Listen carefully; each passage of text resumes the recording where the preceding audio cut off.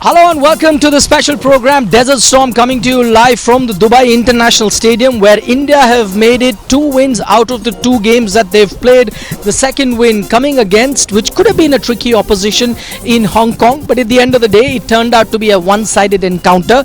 India winning the game by 40 runs. Notable performances from Suryakumar Yadav and Virat Kohli. Both men are notching up half centuries. If you look at the context of the game, it was actually Sky or Suryakumar Yadav who really turned on the screws on the Hong Kong bowlers and then set a target in excess of 190, and I think that is where Hong Kong were on the back foot. If Hong Kong had any semblance of chance of making a comeback, then that first wicket partnership was very, very crucial, but that run out by Ravindra Jadeja then set Hong Kong back once again. After that, it was all one-way traffic with the Indian bowlers dominating. The other day we saw it was the Indian fast bowlers that stood out in the game versus Pakistan. This time around there was a slight change, and it was the spinners that came to the fore for the Indian team. Joining us on the program live, Sunil Gavaskar and Pragyan Oja. Sunny bhai, I'll start with you, and we'll get to the batting. Let's focus with the bowling. Clinical performance from the Indian bowlers. Yes, you could say that, but just a little bit of concern with Avesh going for more than 50 runs. That's almost going for 13 runs and over. 13 runs and over against Hong Kong. So I think that's a bit of a concern. And I think even in the final overs the other day, we had the same problem against Pakistan.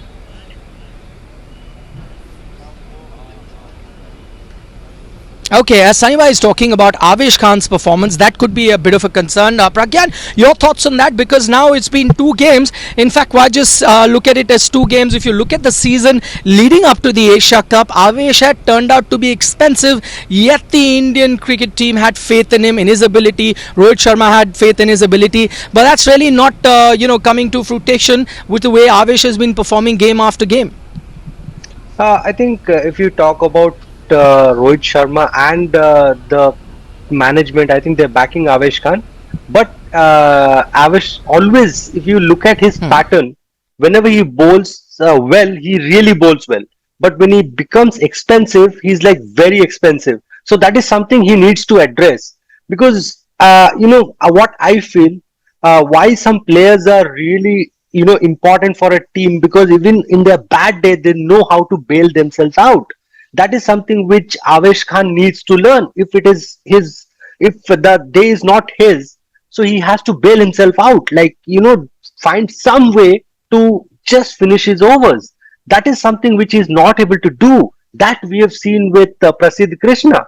So I think this is something which he needs to address, because if the team management and the captain are backing you, I know everybody will have a bad day, but you should have a plan B or plan C where you can just silently finish your overs and not disturb on your bad day. You do not disturb your team. This is actually you are disturbing your team, because you're being very expensive, and it is alarming because a team like Hong Kong is taking you on. So you need to find a plan B or C. Saiva, as Pragyan was pointing out, that there are certain days where he has a good day, but then there are bad days which really get worse for him. But I'm just looking at the season even leading up to it. It's not a one-off now. His form has been a bit of a concern. Even leading into the tournament, there were question marks over his selection. So this has been a continuous thing with him for, after that outstanding IPL that he had 2 seasons ago. After that, it's been a bit of a struggle. What is it that he can learn from his fast bowlers alongside him? Bhuvneshwar Kumar more often than not turns up with the goods. Even someone who's a youngster compared to Avesh and Arshdeep, still little less experienced, still comes up with the goods. Yes, I think it's a matter of sitting down with the bowling coach and trying to strategize, what he should be bowling. Look, where I think he seems to be having a little bit of a problem is getting his Yorkers right. Yorkers invariably are full tosses between the knee and the ankle, which is pretty easy for the batsman to hammer. And I think that's an area that he needs to maybe look at. Because or maybe like as a batsman, if you find that you're getting out to a particular shot, then you cut that shot out for a little while till you get the confidence back. Similarly, maybe he might want to look at not bowling the Yorker at all, because at his pace, if he gets the Yorker right, he'll bowl dot ball after dot ball after dot ball. There's no question about that. But he's not getting it right. So I think that's the one delivery that he's got to look at. Also, I think when you look at the guys practicing before the match, you don't really see them practicing the slower delivery. They come and, just bowl damn all the time. They should be looking to practice the slower delivery, which they're also going to bowl in the match a little while later. So therefore, the slower delivery goes halfway down the pitch, comes also at a very good height, and comes slowly, gives the batsman time to smash it around. So the slower delivery, for it to be effective, it has got to be a little further up. So these are the two areas. If he can improve on that, and this I'm seeing from watching it in the IPL and also now watching it a little bit on television, that these are the two areas. If he can correct, it'll be fantastic. With me, the youngest fan in the stadium, or should I say the youngest expert, Arjun joins me to enjoy the game. What did you make of it? I have a few things to say about the game. First of all, I'm really happy that Virat is back in form. I am going to be candid about this. I think I should get a little bit of credit for this since when I came to the stadium, Virat did well. So it's kind of obvious he's doing this for fans like us. Okay. On the serious note, Virat scored a 50 and that's really good for all of us. Now let's hope that he's consistent in making runs and we can see him as a good player. Okay, Arjun, thank you so much for summing up the game. Arjun came in to watch this game just 10 years of age. Sunny Bhai Pragyan, I don't know if you heard the young boy. He said that, listen, he has a hand to play in Virat Kohli coming back into form because he came to the stadium, big Virat Kohli fan, and that's where Virat Kohli struck some runs. But just looking at the innings, Sunny Bhai, what did you make of it? I mean, people might say that it's a 50 that's come against a weaker opposition, but had he not performed, then critics would have been out. So it was crucial for him to get some runs. Yes, the two finals that I've witnessed in the French Open and then in the US Open a year later, both times Stanislaw Wawrinka won the titles, won the majors, beating I think Djokovic both times. So I wanted to send Wawrinka a message that, look, you want to win anything, you better have me there in the finals. Just like Arjun said that when he came, Kohli got runs. But yes, I think having said that, light-hearted, of course, look, spending time in the middle is important. And getting runs, nothing like it. It doesn't matter what the opposition is. You've got to get the runs. And you're absolutely right. If he hadn't got the runs, people would have said, oh, what is this? He hasn't got runs, even against Hong Kong. But getting runs, spending time in the middle, feeling the ball in the middle, doing the running between the wickets, that is also important. It's not just hitting the boundaries. So all that is a big plus as far as India is concerned. And Suryakumar Yadav's form, absolutely outstanding. Even with KL Rahul, I think people are talking about the fact that he had less than 100 run strike rate, but he spent time in the middle. Now Rohit Sharma has to get going. Rohit Sharma has to get more than a 50 because Rohit getting the team off to a good start, a flying start, can make a huge difference to India's chances. Okay, Sunny Bhai, actually summing up the Indian batting, I'll get Pragyan's thoughts as well, but before that, I'm joined by a few more fans. Not too many fans around in the stadium today. Of course, it's not even 10% of the atmosphere that we witnessed when India were playing Pakistan, but that was, already something that you expected because many expected India to walk through when it came to Hong Kong. To other fans, what did you enjoy about the game today the most? I think the sun was blazing hot today in the afternoon, and our sun, our Surya, was blazing hot in the stadium. So it was an awesome performance. We wanted 6 sixes. I think one of the balls was a wide. The umpire could have been a bit easy on us. But a beautiful innings. Loved Virat's innings and Sky as well. Amazing. What about you? What did you enjoy? It's always amazing to see Surya's batting. Whenever you see Surya, you just go wow. So Surya's 360, Mr. 360, I think Surya's batting was the amazing one. Okay, so those are just some of the positive. Those are just some of the things that the fan enjoyed the most. We'll talk about Suryakumar Yadav. Pragyan, let me get in a word from you on Virat Kohli's knock today. One thing that we noticed in that previous knock where he got 30 odd versus Pakistan, that it wasn't the usual Virat we've become so accustomed to seeing. There were just a couple of shots where he looked in control, the others maybe not so. Today, most of his innings, he looked like he was in control of where he was going. Yeah, absolutely. And also, it is good, as Sunny sir said, that spending time in the middle and those spending some quality time there makes a lot of difference, and it gives you that confidence. But saying that, you also have to look at the opponent. Like Pakistan has a better bowling attack. So Virat was looking rusty. But when you talk about Hong Kong, their bowling attack is not that great. But mind you, their spinners were very, very intelligent. The way they were bowling against Virat, they were not giving him pace. They were trying to bowl slow. So that's when we could make out still Virat needs to spend more time in the middle. That game time is very important, because I've not seen any spinner, uh, you know, uh, like put that kind of pressure on Virat. Normally, Virat always finds a way to negate those spinners. But when those bowlers were planning and bowling slow and mixing the pace, that's when he was finding it a little difficult.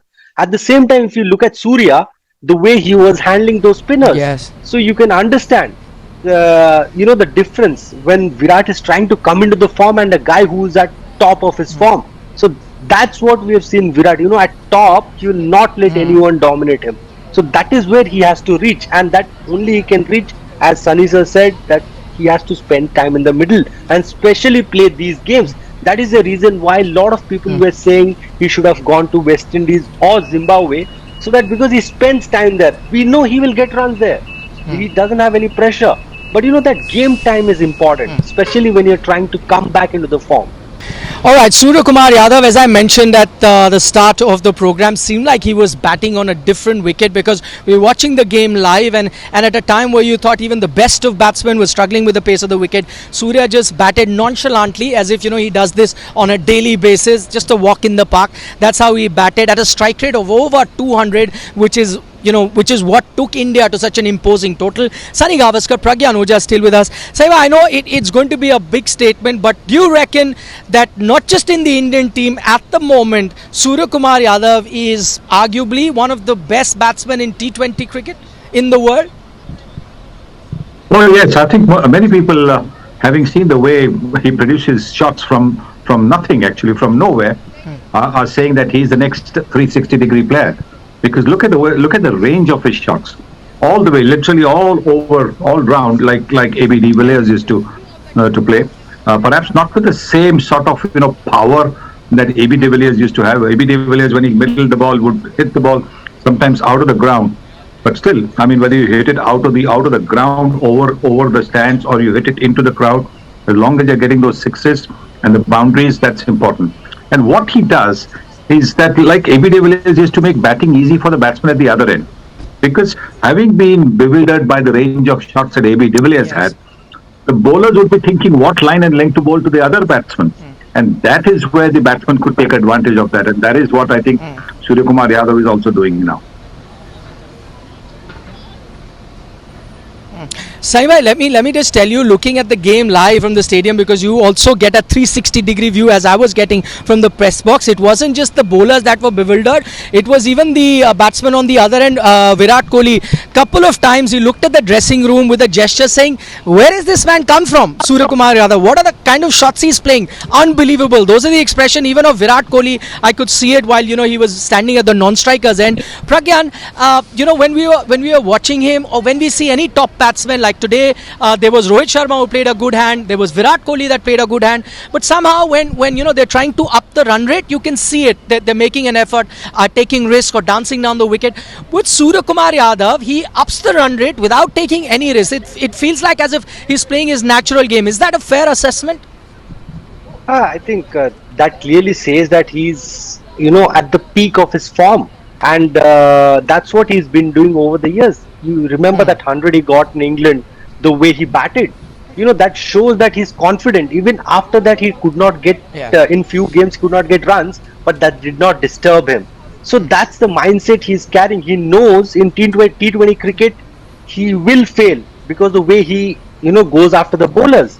But he's the clarity again. I'm telling you, he knows that if he bats the way he's batting, he will single-handedly win games for his side. That is the chance he's taking, and he's absolutely clear about what he's doing. That is the reason why Hardik Pandya and Suryakumar Yadav at the moment have been the man for Indian cricket.